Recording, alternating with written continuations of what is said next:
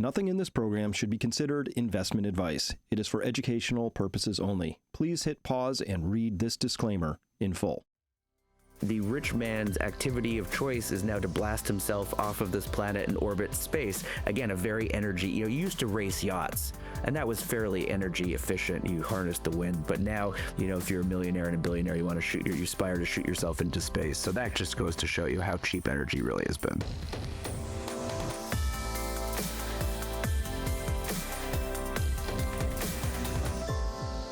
Hello, everyone. Welcome to this special edition of Finance University. I'm your host, Chris Martinson, and today we're going to be talking once again with Adam Rozencwajg of Gehring and Rozencwajg Natural Resource Investors. We're going to be talking about some really important stuff, including their amazing call on platinum, peak oil, uranium, silver, too. I think we got to get to all of this because it is probably the time of natural resources. It's still early, but it's time to get into them, I think. Adam, welcome to the show. Great to see you again. Happy to be here. Well, I'm just going to dive right in. All this great stuff you put out. Again, your quarterly reports are just absolute must reads for me, I think everybody. In this most recent one, talking about the hidden revival of platinum and palladium, I just want to point out that this came out on May 22nd. So I've taken the opportunity of putting that on the chart. Boy, there's good timing and then there's great timing. Look at that explosion, 35% increase in, 50 at one point in platinum there. Let's talk about how you made this call. And some of your commentary said, quote, in our experience, when broad swaths of an extractive industry begin operating with negative cash margins, speculators find it increasingly difficult to push prices lower. Take people through that. And fundamentals do matter, correct? I think they absolutely do. I mean, look, I've had a lot of long days and sleepless nights, and if I wasn't working on the assumption that at some point the fundamentals made a difference, then I probably would have given this up a long time ago. So sometimes it takes an awfully long time for the fundamentals to be properly recognized, but eventually we're certainly of the opinion that fundamentals do rule the day. Now, you were kind enough to mention our wonderful timing.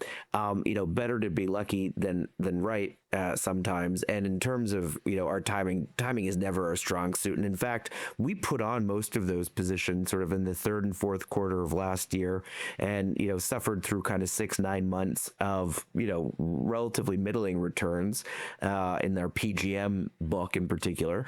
And then we decided that we were going to write about the PGMs, and Lee actually turned to me and he said, we better really rush this out because it feels like this market is about to move a lot higher. And so we actually kind of did rush that letter out by a couple weeks to make sure we were out in print. And sure enough, he was right on that. So, our views are not usually so precise on the timing. And in fact, our investment decision here was early, just like we typically are. But the letter did come out in very good time. So, one of the things that we've noticed, we love, for whatever reason, to get involved in these really out of favor contrarian sectors. Obviously, we think that's where there's value to be had. And certainly in retrospect, when one works, you can look back after you've done it a few times, you say, oh my goodness, there certainly was a huge amount of latent value pent up in those stocks and in that space. And this was no different. In many cases, the PGM stocks were getting so cheap that, some value investor, I remember, wrote a report that said you could buy these stocks at their lows for less than the value of the scrap steel in the mills. And I don't think that we were able to quite get there on our valuation, but it was awfully close. You're basically being given the mines for almost nothing. And then the commodity price itself seemed really cheap, and still does, frankly. And what we like to look at there, obviously, there's kind of two sides to it. First is platinum and palladium. Platinum, let's focus on that, often trades in a relationship to gold. They're kind of considered both in a precious metal basket. And it was not uncommon in past cycles, just given how rare platinum is, that platinum, would trade at a big premium to gold. And certainly, the Amex Platinum card is more exclusive than the Amex Gold card, et cetera. And $1,000 premium, was not unheard of in that space. And then you all of a sudden got it down to more than $1,000 discount. So you were just at a really, really wide dislocation, at least relative to gold and certainly relative to other things. The other area that we like to look at is you say, okay, look, how's the industry doing? Is the commodity price such that the producers in the industry are making good money and then they're able to reinvest that profitably into expansions and growth and stuff like that? I mean, that tells you that the commodity price is at least where it needs to be, if not a little bit in excess.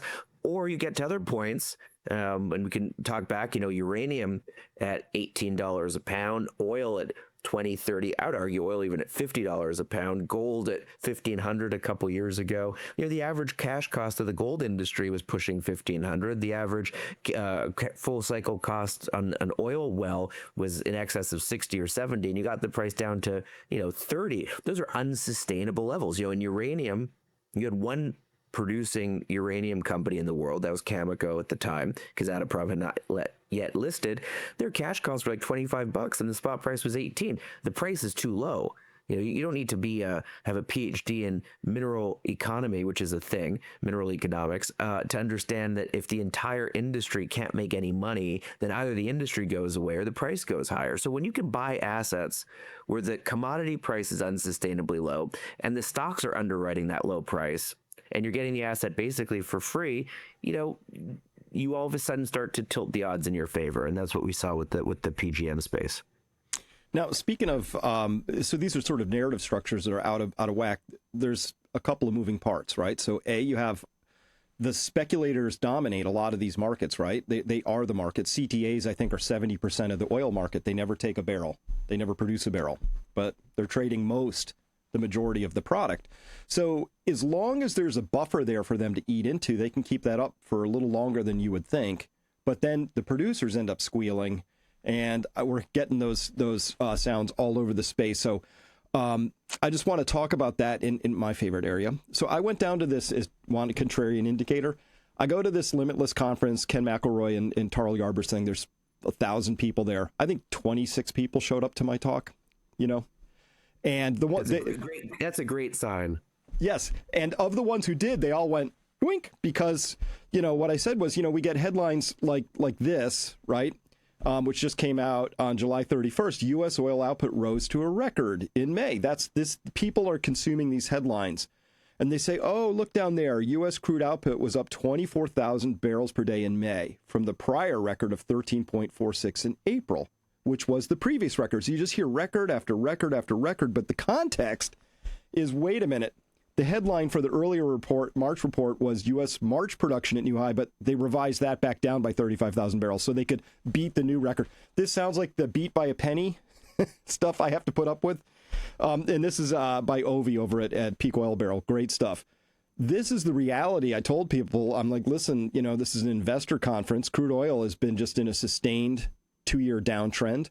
The XLE has gone nowhere, dead money, 3 years, right?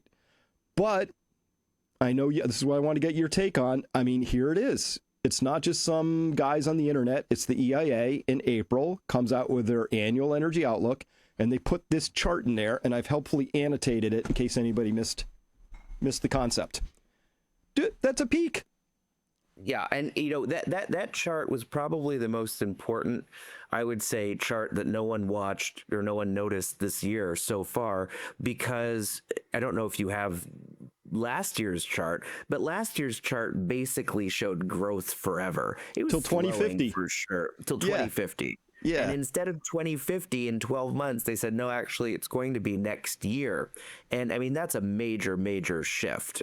Even, I would have expected maybe they would have taken it from 2050 to 2040 to 2030, but it went from 2040 or 2050, which is effectively, as far as anyone's concerned, never, to tomorrow. And that's a huge, huge difference.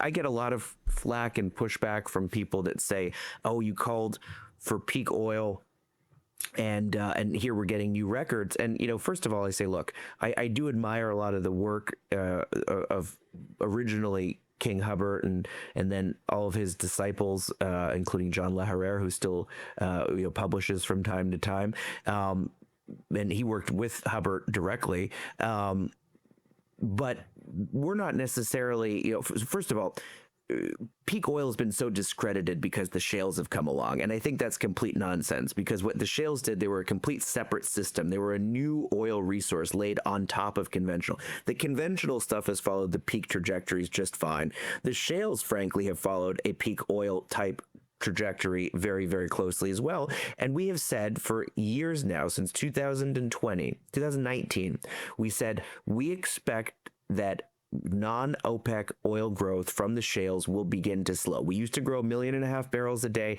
Those days are over. We are now going to slow. And that's exactly what has happened ever since. And furthermore, we said we expect 2024, 2025, it'll roll over. And, by most of the numbers that I look at, whether I look at the shale data, which remember, shale's 95% of all the growth that we've had, that peaked out in November of last year. Now, you're right. They revised some of the data. So sometimes it's October, sometimes it jumps out to January. Was it late 24, early 25? I don't know. We're not growing. That is for sure and certain.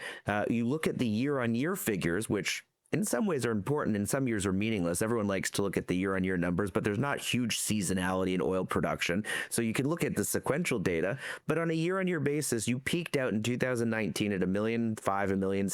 You've been going down and down and down. You're now at 150,000 barrels a day. So whether it crosses this month or next month or 5 months from now on a year-on-year basis, frankly, makes absolutely no difference. This is all happening. It's happening in a very orderly way, and people are just fighting it tooth and nail. And you're right. Absolutely no one has any interest in the oil markets. And I think that's going to change very soon. Yeah, that's probably why I titled this is what I biggest untold story, and it remains untold mostly, except to a very small audience. But this chart is the biggie. And they put some other helpful charts in here, which basically just shows it where it's flattening out by shale plays. And really, it's really a tale of the Permian, as we've talked about. Actually, I think we're down to two counties, Lee and Eddy County. I mean, that's like the whole story of the miracles that Reuters is writing about rely on two counties. Most people don't know that, and they're both starting to gas out, which is a sign of maturity, not early stage, exploitation. Well, that's an interesting point, too. And actually, I'm due to do a little bit of work on that, because the story, so you're right, the shale story has just gotten narrower and narrower and narrower. And some people might say, okay, who cares? But that's really a telltale sign of resource depletion. When you're operating in a very healthy environment, you have lots of different contributors that are all growing, and new field pops up. I mean, just think about when the shales first came online. First it was on the gas side, it was the Barnett. That's where George Mitchell cracked the code, if you will. Then it moved on to the Fayetteville. Then before you knew it, you were starting to drill up in Pennsylvania in the Marcellus, and then the Haynesville. And it was like every day there was a new basin that was opening up and opening up and opening up. The same on the oil side. They tried to bring that technology to the Bakken. People might not remember, it goes back probably 20 years, but the Bakken was technically not a shale because it had all these interbedded layers. So they said, fine, this could actually work, but probably won't work anywhere else. Then the Eagle Ford and the Permian, one after the other. You just seem to be leaning into this growth. And then that begins to kind of work back the other way. And so all of a sudden you're fully delineated. You then start developing it out. Then your best areas start to fall away. You have one fewer, and the whole thing narrows and narrows and narrows. So I remember 2 or 3 years ago, we said, you're down to 6 counties in West Texas. That's basically propping up the entire non-OPEC world. Now you're down to 2 counties. Some people might say, well, who cares? But I mean, that's depletion. Depletion is not a textbook definition. It's it when you see it, and it's this narrowing of the supply base. It's this narrowing of the sources of new growth that are coming online. And so that's certainly happening, as you mentioned. Now, the other thing that you brought up was a really interesting point, and it's one that people have debated and pontificated on for a number of years. That's how gassy the shales are actually getting. And that's a really subtle question, because in theory, in principle, when you have what is known as a tight mixed medium reservoir, so I won't get too technical, but basically you don't have lots of permeability and porosity, and you have both oil, gas, and condensates. You have the whole spectrum of hydrocarbons. What ends up happening in theory and in practice, when you lower the reservoir pressure to a certain point, you actually begin to separate the gas from the liquid. So what happens, imagine you think of a bottle of soda. When it's sealed, it's under high pressure. There's gas on top of the liquid, but there's lots of gas embedded, obviously, in the soda itself. You release the pressure, and all of a sudden the gas begins to separate out from the liquid, right? And that's your bubbles coming to the top. That's what's happening downhole. And for the beginning part of the life of a field, you're keeping it under pressure. You're keeping that soda bottle sealed. And so all that gas charges up the liquid and it helps it flow up the wellbore. When eventually it separates, what finally happens is you get this whoosh of gas because the gas flows preferentially up the wellbore and it leaves the dead oil behind. So your gas to oil ratios explode to the upside than an individual well. And that's almost like the swan song of that mixed medium field, because what it's telling you is it's telling you you're running out of pressure. So there have been a couple of gas scares. People call it retrograde condensate. People call it the bubble point. The gas oil ratio is what you measure. There's been a couple of scares in the Permian in the past where people have thought that this was going to happen. And it turns out in retrospect, you were seeing different things. So for instance, the Permian is quite a diverse, heterogeneous field. There's areas that are naturally gassier than others. So just by moving a few rigs from here to there, you can get a major change in your gas oil ratio. You're not seeing this massive death of the Permian. What you're seeing is people moving over mostly more into the Delaware. So I've been a little bit skeptical in the past. You know, if you look like for like, if you look at a series of wells in a very predefined area and you say, are they getting gassier? I haven't really seen that. And we're doing some work now to see whether this time is a little bit different or is this another kind of false alarm. But you are seeing a bigger gas oil ratio in the Permian. It's what's propping up gas supply better than oil supply, even though it's all coming from the same place. By definition, means you're getting more gas per unit of oil. Could it be the end? It could be. I'm not ready to make that claim quite yet. The markets are unraveling and the stakes could not be higher. If you're relying on passive strategies or so-called diversification, or perhaps using an advisor who was, I don't know, maybe in elementary school during the great financial crisis, you could be on a collision course with staggering portfolio losses. Peak Financial Investing is your lifeline. We handpick wealth managers who will actively manage your portfolio with proven, market-savvy strategies, not the tired modern portfolio theory that could crumble under pressure. The unprepared will not just lose this time, but lose big. The future that I see consists of both winners and losers, but many more losers this time than last time. Go to peakfinancialinvesting.com today and schedule your free consultation. This is your chance to protect your wealth. Again, that's peakfinancialinvesting.com. And I'm Dr. Chris Martenson, urging you, please don't wait another day. So you mentioned in the depletion paradox that green part, that's conventional, aka cheap oil, right? That we see that peak right over there in right around 1970-ish, right? 71. Yep. And drill rigs exploded, prices exploded, everything exploded, and what happened? Well, nothing. There were no more conventional came out of the ground. But then this tight oil came along, you know? And when we have to look at it separately, so Art Berman does a great job drawing this. And then speaking of drawing, I just took using a shaky mouse hand, I just sort of extrapolated, you know, what it might look like if we peak now, you know? And it just goes, that's what it's going to look like. I don't think anybody's ready for this. I don't have any sense that Trump or the Trump administration, I thought Chris Wright would know this, but he probably does. But Trump just seems to think that 65 is too much for oil and he wants more to come out of the ground anyway. Is this, I mean, this is me literally taking half the area on the left and making it on the right with a little extra, that with my mouse. Again, nothing magic.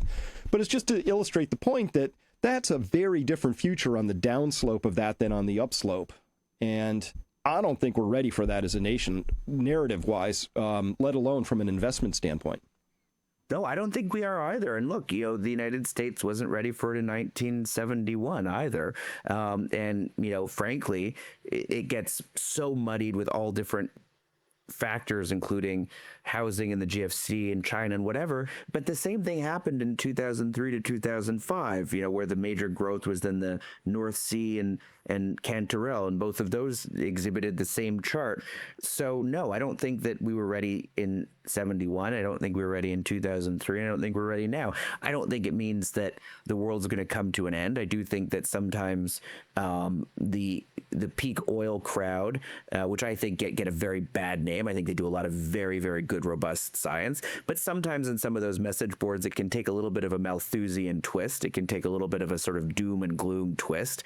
And look, 2003 to 2010, we had some very severe recessions and economic hardships and turmoil, but we didn't go back to living on a subsistence agrarian lifestyle or anything. We're going to make do. We're going to find ways through it. But I think we do it through pain and a lot higher prices, just like we did through the 70s. The world didn't stop turning in the 1970s, but oil stocks were fantastic investments, and it became very difficult to outpace inflation in other parts of the market. So I think that that chart looks a little bit scary, and I think it should look a little bit scary because we're in this phase where the big growth driver is showing signs of stalling, and that's never been anything but a predictor of higher prices in energy. Well, the way I look at it, which some could interpret as Malthusian, just when you're on the upslope of oil production, things are easier. And then when you're on the downslope, things just get generally harder, right? Absolutely. That's a very good way of putting it. Things get much, much more difficult and challenged. It's no different. Energy, I believe, is the lifeblood, which I know you do as well, of the economy. I think that really economic output and GDP is just energy in a different set of units. Mm-hmm. But it's the same as running, easy money or tight money, right? If you start to constrict the money supply dramatically, everything becomes really hard. And it's the same thing with energy. If you start to make the lifeblood of economic growth that much more precious, it means that things become on the margin more difficult. You have to be more efficient. I don't mean more efficient, energy efficient, although I guess I do mean that, but you just have, the whole system has to run more efficiently because you don't have this tailwind of easy, excess, stable energy. And I mean, just look at the last 10 years. It's amazing how people get lulled into an era of cheap, abundant energy. We conducted massive investments in the most energy intensive activities known to man. We built out huge wind and solar farms in an attempt to try to curb global warming. That was hugely energy intensive, right? We've talked about this energy in, energy out, huge energy in, very modest energy out. So we went down that path. Why didn't we do that 10 or 15 years before? I mean, the first windmills, have been around for, 1,000 years. Well, why did windmills take off in 2010 to 2020? Because the energy feedstock to go into them was extremely cheap in historical terms. No major new technologies broke out, particularly in wind. What did we do on the technology front? We built very power hungry cryptocurrency networks and eventually machine learning and AI, which are just massive power hogs. I'm not dismissing the benefit of AI, but I don't think that would have happened in the 1970s, which, mind you, all the underlying software algorithms of perceptrons and MLPs and whatever, they were all out and about in the 1970s, but no one really gave them much thought because semiconductors weren't there and because they were so power intensive. And then finally, not to knock on the hyperscalers of the day, but the rich man's activity of choice is now to blast himself off of this planet and orbit space. Again, a very energy. You used to race yachts, and that was fairly energy efficient. You harnessed the wind, but now if you're a millionaire and a billionaire, you want to you aspire to shoot yourself into space. So that just goes to show you how cheap energy really has been. Yeah, well, it has been, and by the way, I didn't pull the chart up for this. I should have, but I ran across this Wood Mackenzie analysis that said, for speaking about natural gas, speaking about AI for a second, speaking about this, which again, predictions are very difficult to make, especially about the future. As Yogi Berra said, this was also in that annual energy outlook. And they said, look, crude oil and least condensate, but also natural gas plant liquids kind of flat. There's another chart that showed total energy production for the U.S. kind of flat. But Adam, I'm looking at AI data centers are going in exponentially, right? And we have enormous LNG exports, which are contractually obligated, bunch of, LNG trains, blah, blah. Wood Mackenzie said, we're going to have 43 billion cubic feet per day more production supply demands by 2035. That's a 40-ish% increase from where we are today. Right. Do you have any concerns about us achieving that? Of course, I have huge concerns. If you talk to anybody, maybe with the exception of some of the data center providers and hyperscalers who frankly, I don't speak to them on a regular basis. But when you look at the MLPs, when you look at the LNG export terminals, when you look at just general utilities, none of them are worried. None of them. They're worried about being able to secure supply. There's many things that they worry about. They worry about financing. They worry about whether the equity window's open, whether the cost of capital arbitrage exists. But when you ask them about the ability to secure supply, they say no. That's the one thing we don't have to worry about because look, I've stress tested my models to 450 gas, and if you got 450 gas, you'd be able to all of a sudden bring on so much more production that we'd be totally fine. And so, then I really wanted to make sure, so I stress tested it to $5 gas, and then we're good. You say, yeah, that's all well and good, but the global price for gas is like $14 landed, $11 kind of net back to the Gulf Coast. What if it goes to 11? And they're like, well, that can't happen. And that's the answer you get over and over again. It can't happen. And I disagree with that vehemently. I think it certainly can happen once you start to embed all this domestic demand. And, what it means is that if you open up, even in theory, a single molecule of excess capacity in the export terminal, then you'll lock the U.S. price to the world price, right? The reason the world price right now is so dislocated from the world price is that even though we export a lot, there's still too much gas here. So if you sit with a well in Pennsylvania, you cannot access the world price. Once you have excess capacity, even in theory, just a single molecule's worth on one of those export terminals, you in theory can access the world price, and arbitrage would bring those two prices together, right? And so if you start to embed all this domestic demand, whether it's new LNG, whether it's domestic data center demand, what have you, at the same time as production is flat, or as we think rolling over, you'll pin those two prices together, and that likely means a much higher gas price than anyone is contemplating. And I'll give you a really interesting kind of anecdotal example, right? If you go back to the history of LNG in the United States, at least modern LNG, because there was some before this, but modern LNG industry in the United States kind of starts with Cheniere and Suki Sharif back in 2003 to 2007. And over that time frame, he was a very interesting, eclectic man, very, very smart visionary, has a wild, eclectic background before he got into the energy industry. But he saw this dislocation in world gas markets where he felt that there'd be too much LNG coming from Qatar, and the United States was the only country in the world with huge storage to be able to import it. So the idea would be that we would import, when gas prices effectively went to zero on a global basis, we would import this gas, put it into our salt caverns, which don't really exist in other parts of the world, and then deliver that to meet U.S. domestic demand in the wintertime where gas prices were really high, and he thought he'd make a fortune doing this, so he built Cheniere. The only problem was, and I don't blame him at all, but it failed to account for the shales that were about to be developed, right? So 10 years on, the shales were humming. We had more gas than we knew what to do with, and so Sharif turned that import terminal into the first export terminal.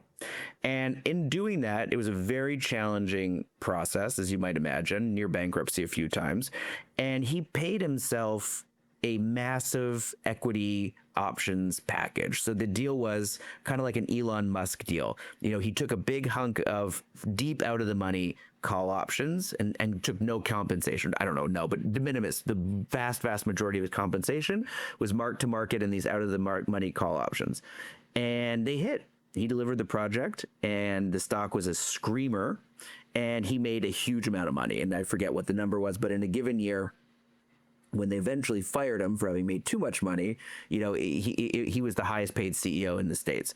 And he left, or was forced out, and he started a new company. I'm sorry, it's a long story, but I think it has an interesting punchline. Great story. So he started a new company, and that new company was called Tellurian. And Tellurian's idea was that he was going to build the next LNG export terminal. Cheniere was still doing its thing. He wasn't involved. Now he was going to do it all over again. However, he was going to take all the lessons that he learned from Cheniere and do it the right way this time.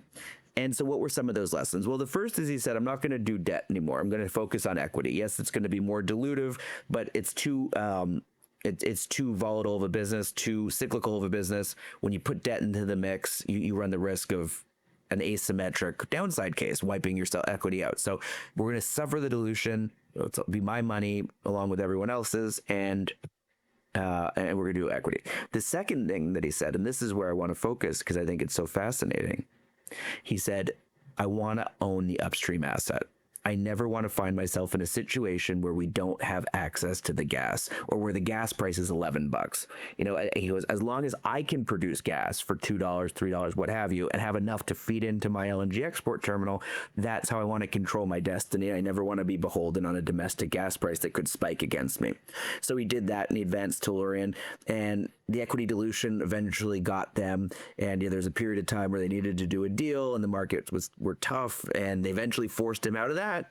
And the first thing that they did was they sold the upstream Haynesville asset. So I think in this entire cycle, when we look back, the only person that will have gotten that part of the story right, it's not the MLP executives, it's not the LNG executives, and the hyperscalers, I'll give them a pass because I haven't spoken to them, but it was Suki Sharif at Tellurian understood that you want to own that asset on the upstream. And what did they do? They got rid of him and they sold the asset.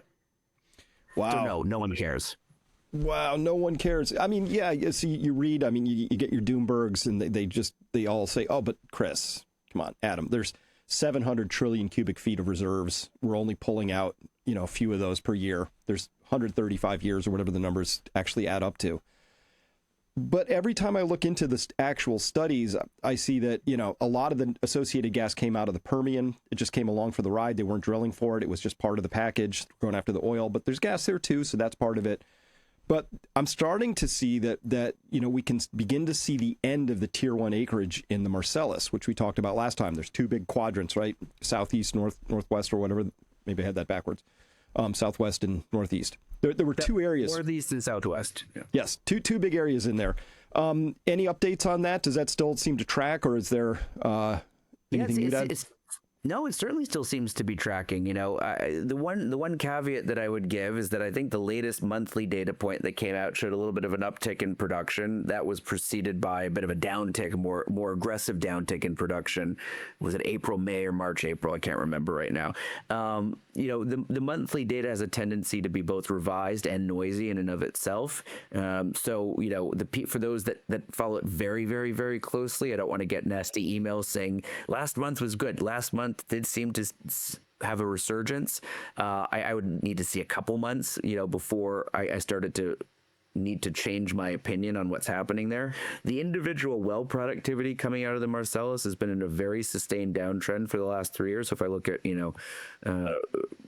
initial production or 12, 24, 36-month cumulative production per lateral foot, adjusting for how long the wells are, those have been flat to deteriorating now for 3 years, and production's been flat for 3 years. So in a field that really drove growth in the U.S., production really hasn't changed in 36 months. That's quite remarkable. Now, the industry would tell you that it's pipeline constraints and pricing and stuff like that. But, I don't know. That's what the industry always tells you.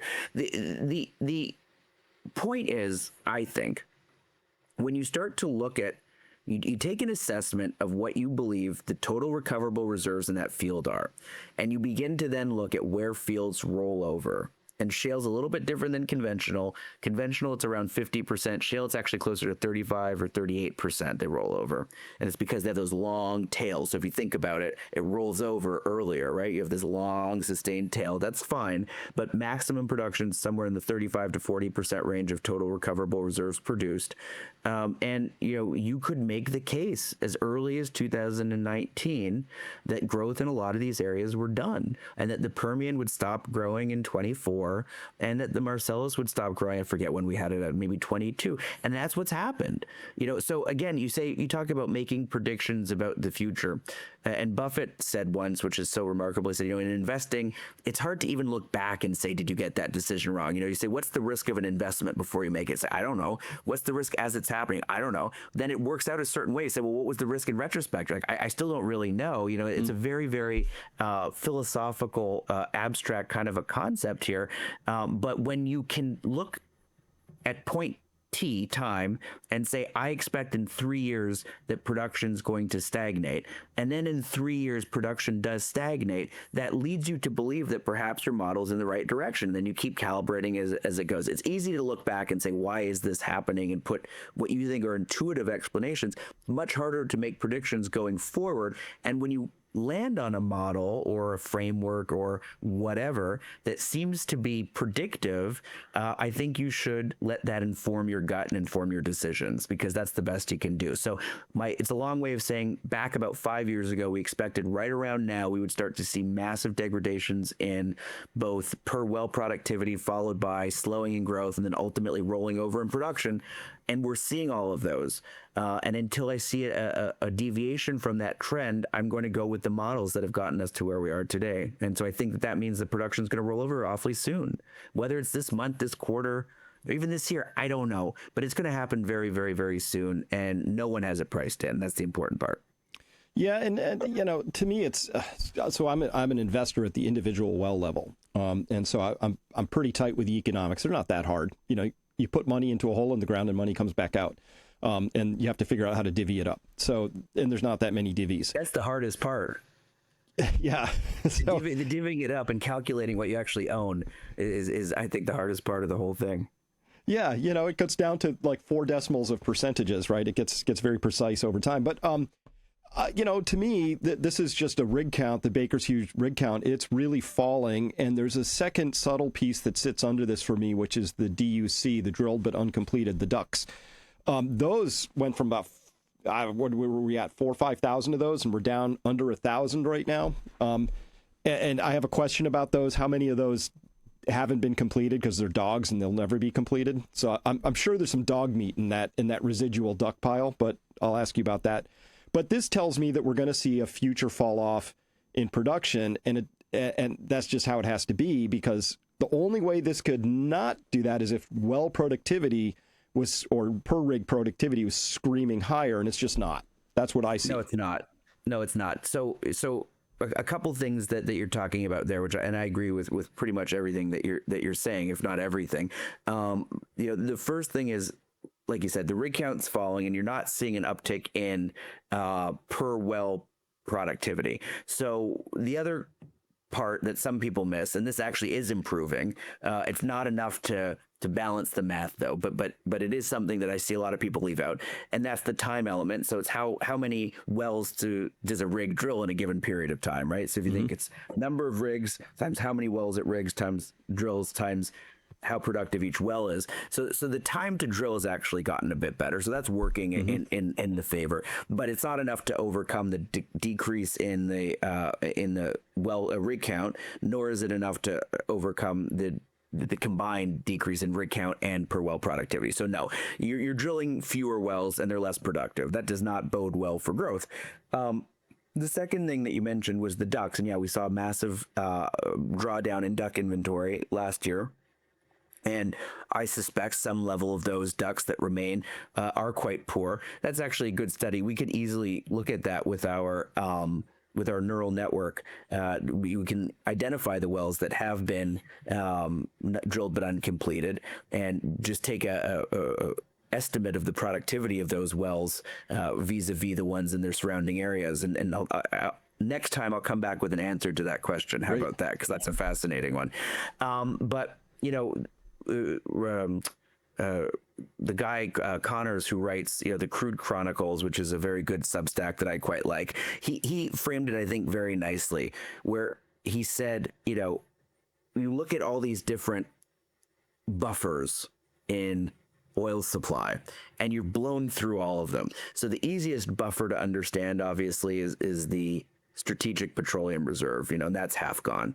The next is the drilled but uncompleted wells. Those are 85% gone. And then the last one is the OPEC overhang, and that's being whittled into. And, you've never hit zero on all those things, right? And I don't suspect we'll hit zero this time either. But when you start to draw down these buffers, what you do is you lead to a tighter overall market. And the oil market's a little bit different than any other market in the world, because you mentioned the CTAs. Absolutely. They're, 90%, 70% of the trading volume, whatever, 90% on any given day. However, the oil market still is a massive 105 million barrel a day physical market, and you need to set a price every day to bring 105 million barrels of supply and 105 million barrels of demand together and clear that transaction. And so it is rooted in a massive physical, important, life-altering trade. And so it is grounded somewhere in a little bit of reality. It doesn't mean that the price can't deviate hugely off of that, but my point is that when you tighten everything and you take out all these guardrails from the system, first in the form of the SPR, second in the form of the DUCs, third in the form of OPEC spare capacity, what you're doing is you're making the backdrop for a very, very tight market that could potentially really run on you, and that I think is what's happening today. Global OECD inventories, they're low. They haven't been drawing; they've been kind of flat for 2 years. So I would argue that the market has been basically flat, or basically balanced, but it's balanced at a very tight level. So you don't have these protections anymore, these buffers.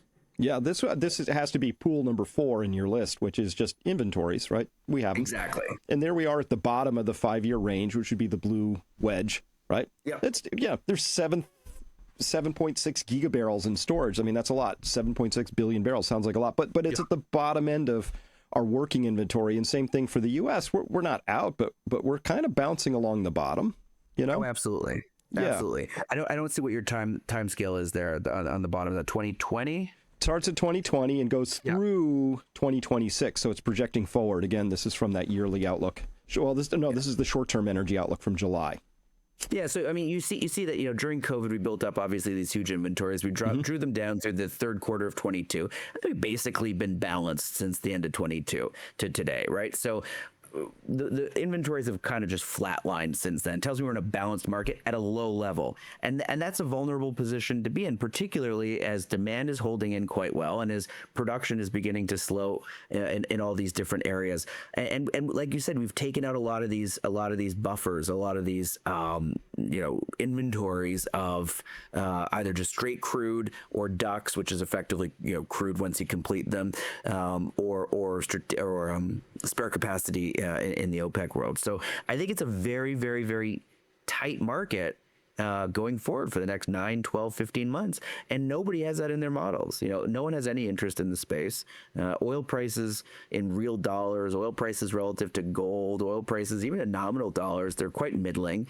In real dollars relative to gold, they're almost at all-time lows. And when you look at that historically, where you get these, what they seem to be these capitulation lows, you understand why inventories surge, production surging, the market is in clear surplus. Today, the market's like balanced, for the time being balanced, and you're getting a price that's telling you you're in the worst bear market that we've seen, and the fundamentals in the price just don't line up. Well, not to fear, the IEA will come out and say peak oil demand is happening today or tomorrow. And so we'll go with that. But hey, I'd like to get, you had a really surprising piece in this most recent quarterly update. And I think a lot of people are trying to make this decision right now. I'd love to bring this to our listeners here. You said the efficiency gains for hybrids, comparing an ICE, an internal combustion engine vehicle, to a pure electric vehicle with a hybrid spanning the two. You said that the efficiency gains for those hybrids border on the scandalous. All told, if one begins again with that same 100 kilowatt hours of primary energy, wherever that comes from, the hybrid will carry its occupants 56 miles, 40% further than the ICE, and 65% farther than the EV powered by natural gas, and an astonishing 220% further than the EV whose electricity comes from renewables.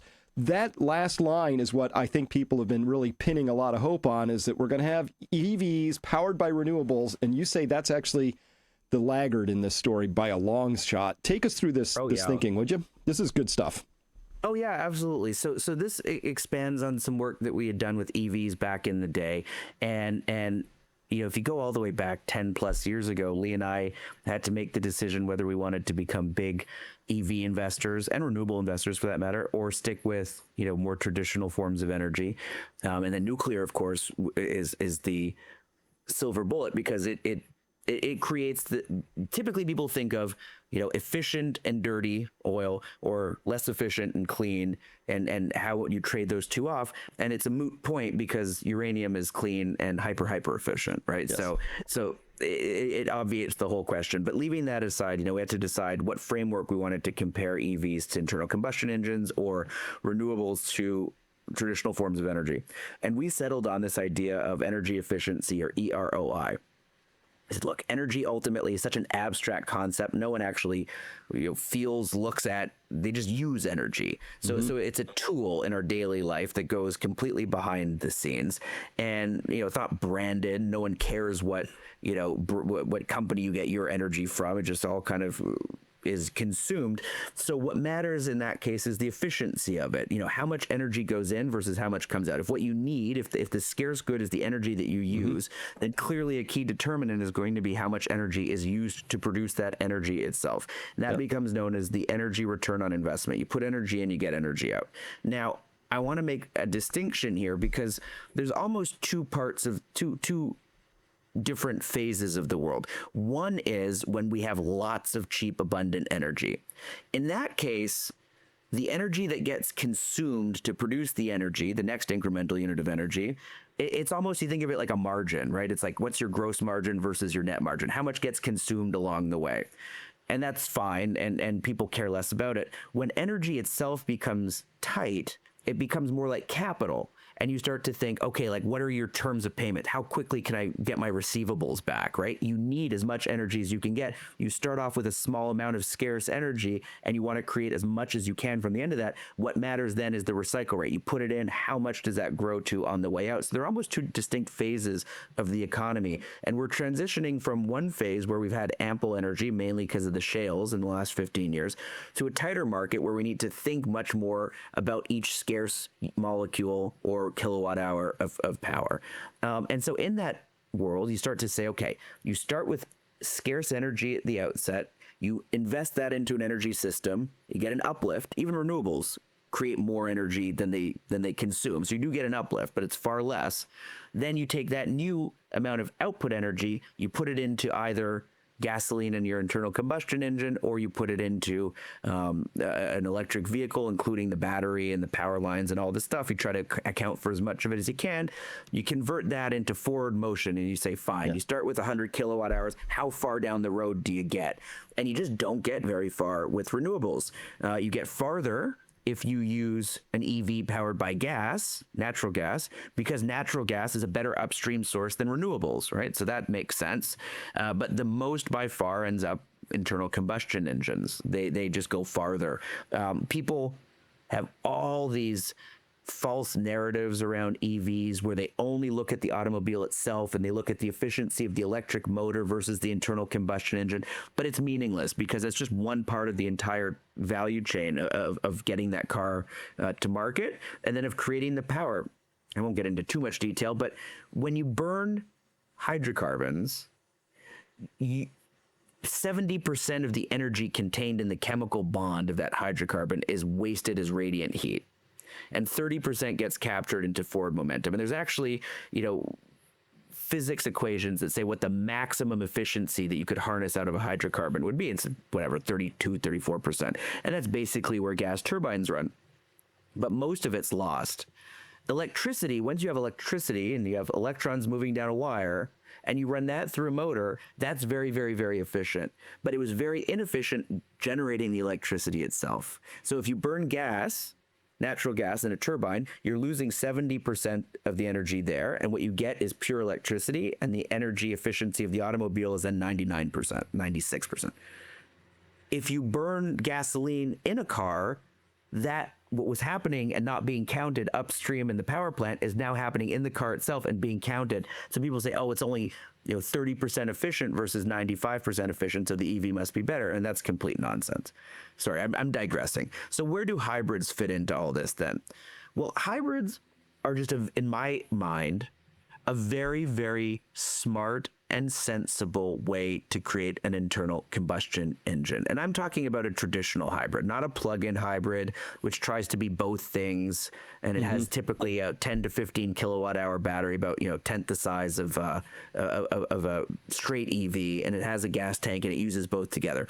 I'm talking more about what would be a traditional hybrid, which is purely gas with a very, very, very small battery, oftentimes not even lithium ion, which serves to capture the wasted energy that the car uses as it's gliding forward. So basically, you accelerate and you use the gas engine and you're converting all that chemical energy into forward motion. And then you got to slow down at a red light. And all of that gets wasted as heat. It gets wasted as heat in the friction on your brake pad, and it just gets radiated out into the atmosphere. And with a hybrid, what you do is as the car starts to brake, it actually spins a dynamo and it charges a battery and it captures all of that energy. And then when you go to start the car off of the line, it uses that in the most efficient form possible, which is to drive an electric motor when the car is fully stopped and the torque of an internal combustion engine is not optimal. That's fabulous. Fabulous. It captures, it's the closest you're going to get to a free lunch. It captures energy that you were otherwise just throwing away. It doesn't require a huge battery, which is very costly and environmentally degradatious to produce. It doesn't require renewable energy upstream, which is very inefficient.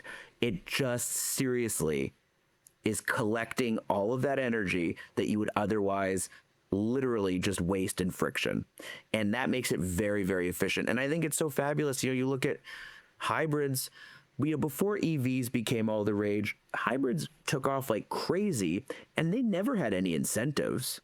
Never. The taxi fleets in New York all went hybrid. It wasn't because they were being told to. It's because there was a really good car to get a cheap way to get better fuel efficiency. You get fantastic fuel efficiency through a hybrid. And to this day, hybrid sales are off the charts. They often get clumped in with EV sales. You put hybrids, plug-in hybrids and EVs now all get clumped in together as electric. But when you look at the hybrids are really what's driving a lot of that, particularly outside of China. And they're mostly doing it unsubsidized because they just make sense. I love that idea because, we just saw 2 failed wind block auctions in Germany, right? But the point was they pulled their subsidies. Now, 23 years they've been doing this, and they've pulled the subsidies, and the industry says we can't make it, which tells you it's not really an industry yet, right? The economics just don't pencil out yet. No, of course. And England went through the same thing about 12 months ago. And, there was an argument that the subsidies, that I think literally the same day, a report came out that said that UK wind was by far the cheapest unit of power, which by extension should mean it would have the highest margin in the entire country by a wide factor. And then they put 3 or 4 blocks up and they went zero bid. They didn't even like fail to clear that. No one bid on them because the subsidy scheme wasn't set. It was in flux. And so everyone said, well, I'm just not going to bid.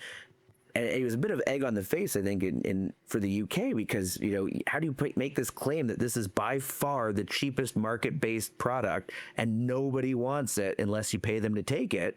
Those two things don't really work together.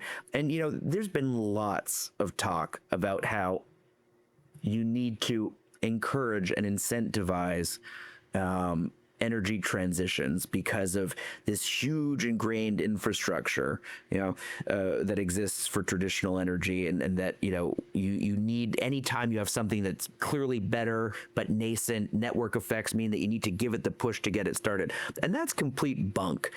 Every energy transition that's happened in human history has happened without government intervention, and it's happened relatively quickly. If you look at how fast automobiles displaced horse and carriage, it was quick, and that was a crazy revolution. We didn't have roads, and yet automobiles displaced horse and carriage relatively quickly.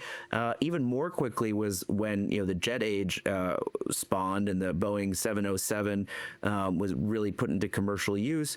The passenger traffic across the Atlantic by plane instead of by steamship in 10 years, I think, was like 85% in 10 years. We've been looking at Tesla for what, 20 years now, and they still, and they're the biggest EV producer in the world, and on and on and on. They still hardly can make any money without their, tax credits in California and whatnot. So at what point do these things start to work? And the answer is they don't. The physics don't work on them. I wish they did. It would have made my life as an investor a lot easier.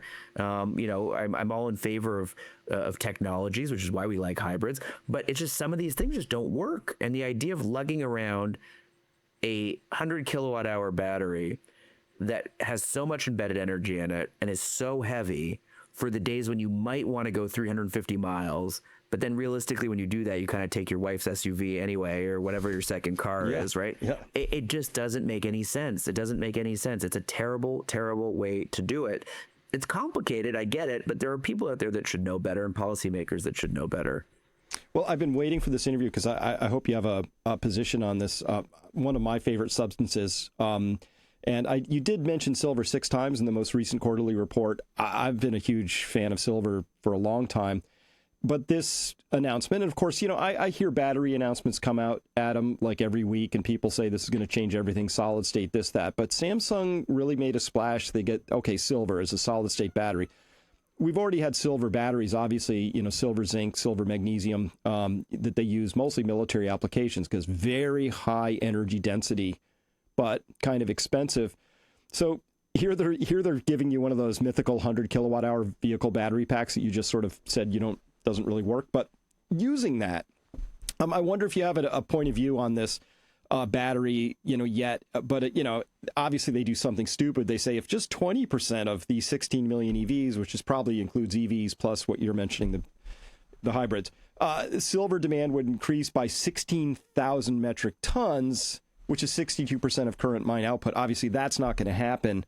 So A, what do you think about the battery? And B, every time I look around the world to see how much silver is going to come out of the ground this year compared to last year, less seems to be coming out of the ground.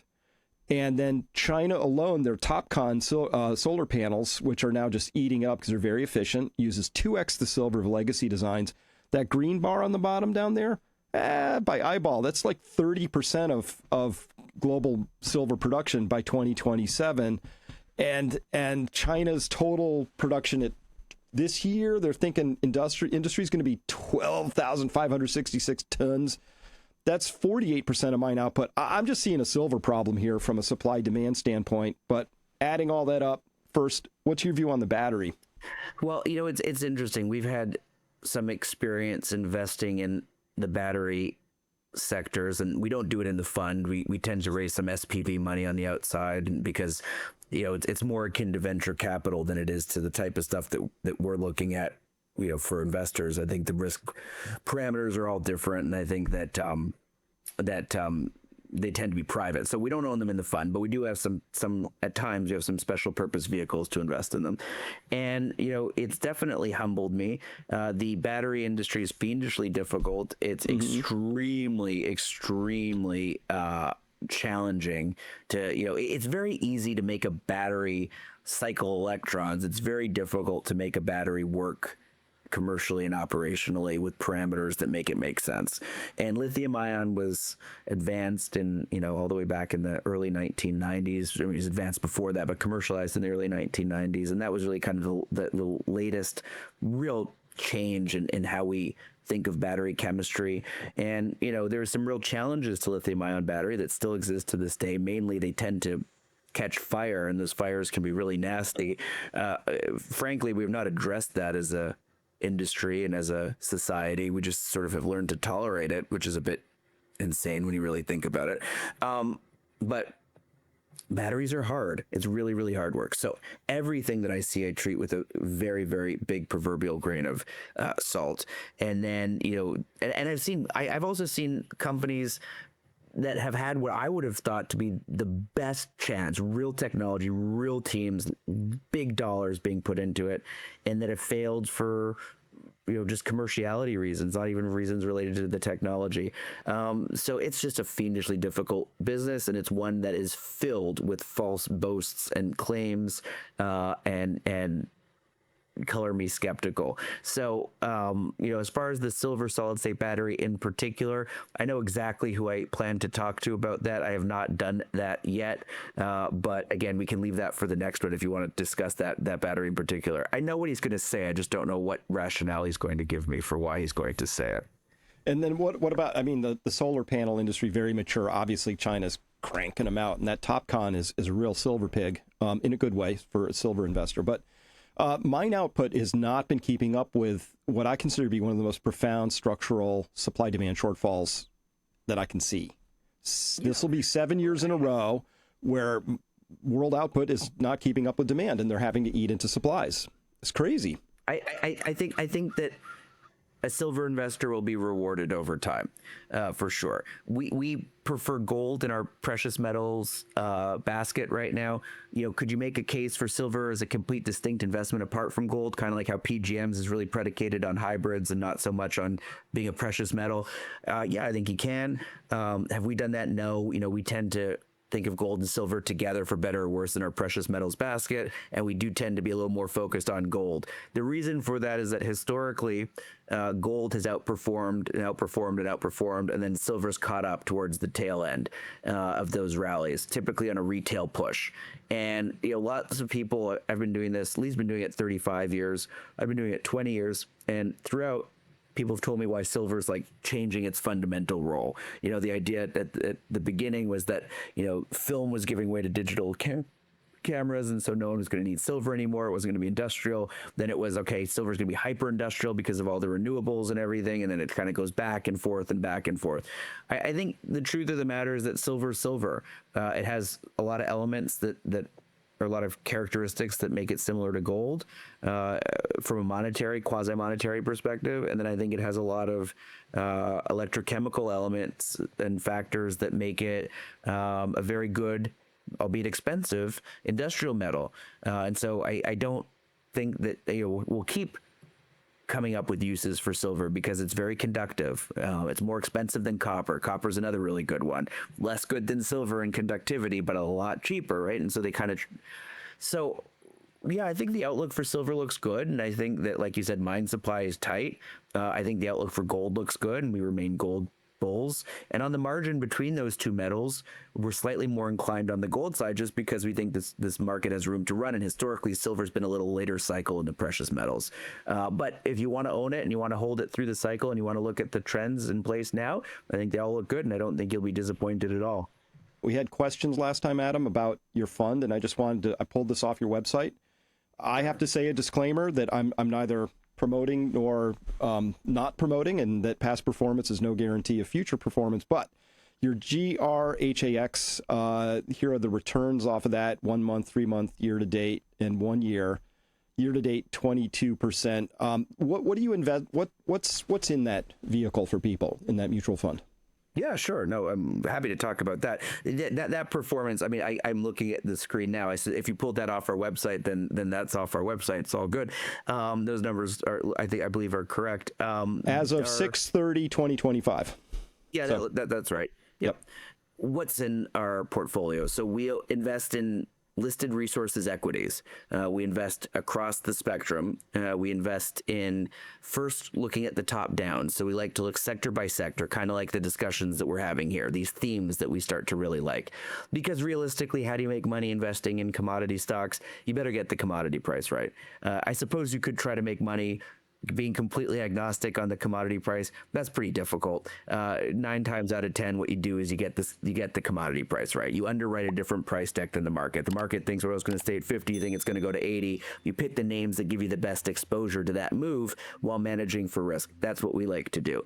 The main sectors and themes that we have on right now, we have uranium, we have U.S. natural gas, unsurprisingly, crude oil and gold miners. And we have secondary positions in copper, ag, and a little bit of coal. As far as performance this year, it's been good. It's been broadening out too. The first quarter was really driven by gold stocks, and gold stocks were obviously big outperformers. And then in the second quarter, that broadened out. Gold did well also. PGMs really started to kick in, as you showed in the chart earlier, and then our uranium stocks came alive again. And I think that that's the trend that's going to continue. I think that the hedge funds have been shorting the hell out of the uranium stocks for most of 24 and the beginning part of 25. And they exhausted themselves and they ran to cover a little bit. And that helped propel performance of the uranium book in the second quarter. So I think the hedge funds are more neutral, a little bit more on the sidelines, and the fundamentals in uranium will now come to the fore, or back to the fore. They won't be as muddied by some of this hedge fund chatter, both on the bullish side in 2023 and then on the bearish side in 24. And we're happy. The areas that have not really been doing so much have been more on the oil and gas side of things.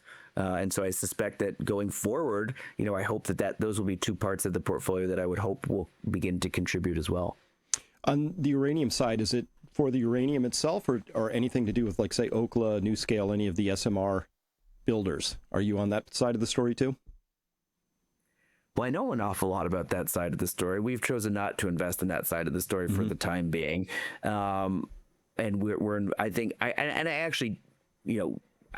so first of all, I think everyone's been impressed with how Oklo in particular, how that stock has performed. I have a hard time getting my arms around the valuation on that company today, although I know the technology very well. And in general, molten sodium fast reactors, which is what both Bill Gates' TerraPower, which remains private, and Oklo are advancing, I think that's the winning design. I think realistically, TerraPower's probably put a lot more R&D money and a lot more time into advancing its reactor than Oklo has. And Oklo is taking a little bit more of an aggressive permitting approach than TerraPower is. And I won't get into all the details. There's two ways to approach permitting. They're taking the one that could move faster, but realistically is maybe considered a little more aggressive. That's all well and good, but at the valuation that it's at now, it gives me a little bit of pause as a value investor, for sure. If it pulled back dramatically, would we take a punt on something like that? I think it's possible, for sure. But at these prices, it just seems difficult. It seems difficult for a company that's not going to have revenue for a number of years. It's hard to get a DCF that gets you there. So I continue to think that for the time being, anyway, the number one way to get exposure to the uranium cycle, to the nuclear power cycle, is through uranium. The price of uranium is still just not even there yet, really, getting to the point that incentivizes new mines to come online. To say nothing of, it's eventually going to get to a point where it's going to create a mania. So much money is going to come in, and you're going to overwhelm, the market with too much new supply that comes online. That will end the bull market, but we're so far from that. We don't even have a price that incentivizes a new mine to come online. So I think that the best way to kind of take a step back, be a little bit more agnostic on what SMR technology goes forward, although I do have my favorites that I like, given the pricing and the supply demand dynamics, it's just to own the uranium at this point, and then revisit it as things progress. Well, fantastic. Adam, thank you so much for your time today. Again, help people direct back to where they should go to find more. Yeah, please. Our website, Go Rosen, Gehring and Rozencwajg, the name of the firm. And, we put all of our research on our website. We love to come on shows like this. We do fewer of them than we used to, but with the people that we like to. And so Chris, certainly one of those. And, find our stuff on YouTube and Twitter and all over. But Gehring and Rozencwajg is the firm, and GoRosen.com is the website. Adam, thanks so much for your time today. Thank you.